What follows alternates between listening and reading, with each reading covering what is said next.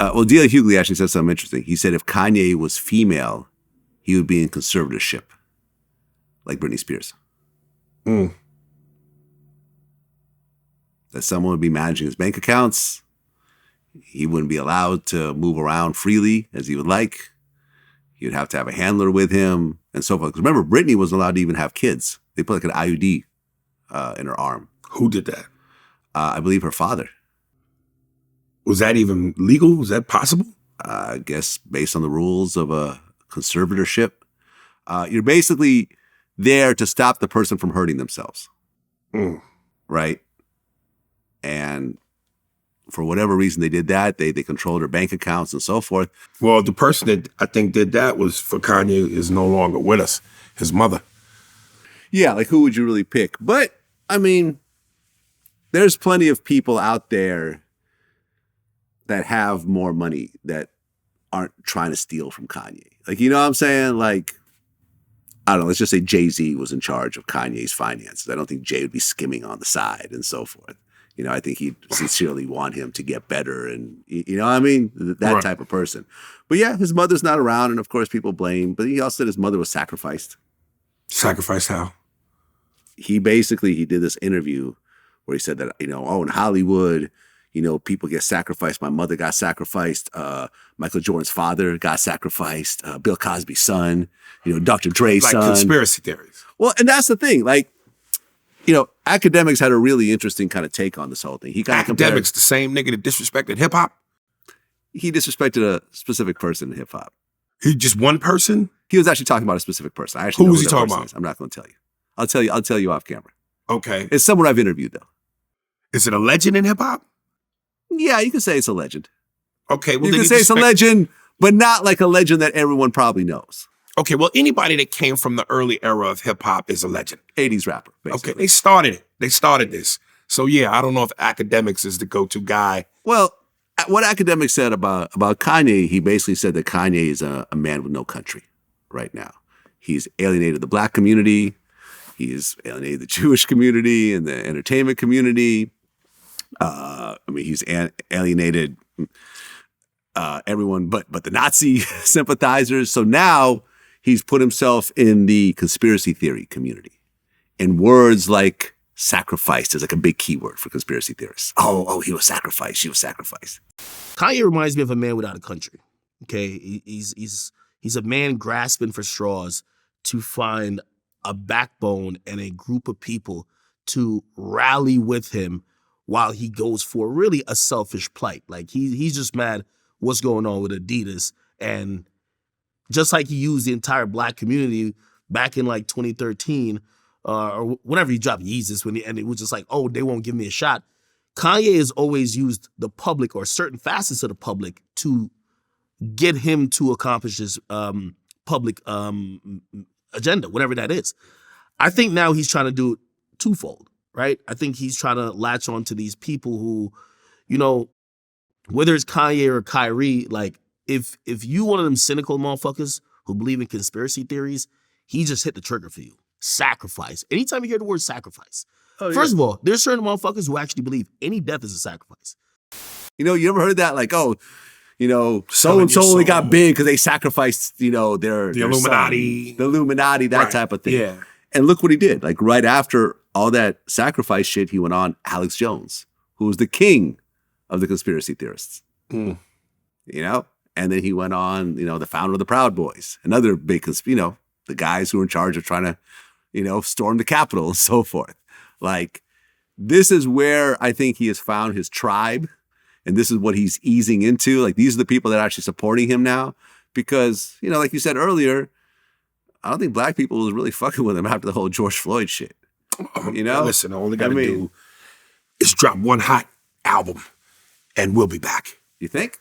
That's society. Well, do you think that Kanye will ever be able to do corporate deals again? Sure. I mean, if you know, if he generates the right kind of revenue, you know, everybody's always looking for the next buck. Really? Yeah. After all the shit that he said and doubled down on, this and is everything. America, baby. This is what this country is all about. 54 and 58 chances. You know? All right. Well, we'll see. Time will tell. Yeah. And, you know, at the end of the day, I mean, he doesn't really need corporations. Like, he could basically release a bunch of sneakers on his own website and make millions of dollars. You know, I was never a fan, and I'm still, you know, I'm still not a fan of the Yeezy, I like Yeezy clothing line. No, the clothing is trash, but the sneakers are good. Well, I'm not even a fan of the sneakers, but what I will say is this. I've turned my thinking around in this sense that sometimes Black people as a community, we spend so much time trashing each other and not supporting each other. You know, Kanye's shoes, clothes, to me, it's all under the umbrella of art. And art is subjective. So he should be allowed the free reign to be as weird artistically as he wants to be. And rather than thrash him, I mean, of course, you don't have to buy it or wear it, but rather than thrash him, allow him that room to do that. Because how many Black entrepreneurs can we name in the world of clothing and other things where, you know, you put him up there with some of the white top tier designers? Virgil. Who's Virgil? You know who Virgil is? Virgil Abloh? I don't. The Off-White guy? You never heard of Off-White? No. Off-White was one of the biggest clothing brands in America, if not internationally. He became the creative director of menswear at Louis And he's Vuitton. Black. Well, he died about a year ago from cancer. Okay. But he was huge. You've never seen Off-White? Hold No. on, let me show you what it was. But how many Black people? Wait, hold on. Oh, This is actually important because All right. this is actually, I'm asking you though, why you pull it up? This is a big figure. Why you pull it up? How many people? You never seen like these sneakers that have like the tags on them and stuff like that? No, you never seen this? Ever. Okay, But how many anyways, Black people you think know of an Off-White? Know that name? Every Black person I know knows all about Off-White.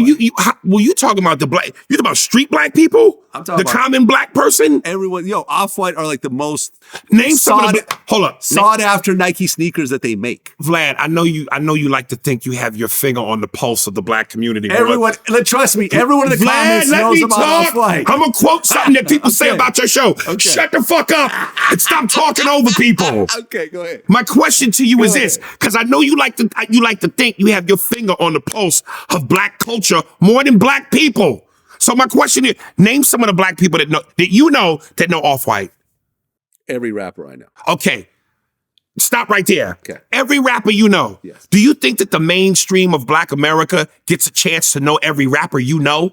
I think And then you're talking about music, which bleeds into art. And part of hip hop is about clothing. Right. It's about style. Right. It's about swagger. Yep. And clothes represent swagger. Yep. I'm telling you, the average Black person walking down the street, if you said to them, what's his name, Off-White? Well, his name is Virgil.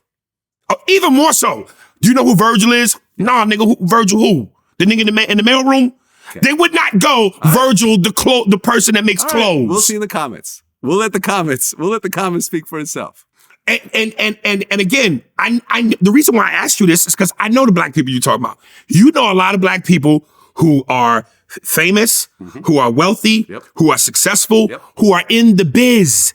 The biz is not mainstream America. Fair enough. The biz ain't niggas in Ohio. The biz ain't niggas in Arkansas. I guarantee you niggas in Arkansas and Ohio and everywhere else in the country have never heard of Off-White. Okay. We're going to see the comments. No, I know. You know why I know? Do you know why I know? Ask me why I know. Why do you know? Because I'm Black, nigga. I know my people. I know my community. So back to my point about Kanye. Well, hold on. Let me just make a point. In terms of prominent Black designers, there's the guys that started FUBU. And which is no longer in business. No, they are still in business. FUBU, they're closed? FUBU closed is still in business. Where? They did a whole capsule of Black Lives Matter before the whole thing kind of blew up. You know, Black Lives Matter. Last time I've been to the mall, I ain't never seen no FUBU shit. It's mostly overseas now. That's the whole thing. Okay, but you know that. Mm-hmm. How many niggas know that? And ain't no niggas looking for FUBU. FUBU went out in the 90s. 2000s. Okay, so my point about Kanye, yes. All I'm simply saying is the way you got a Calvin Klein, a Tommy Hilfiger, and 1,000 other white people that make clothes, let Kanye live in that space. No matter how weird we may think it is, or how ugly we think the clothes are, rather than me go, man, that shit ugly and thrash him, I applaud him and say, hey, bro, do you?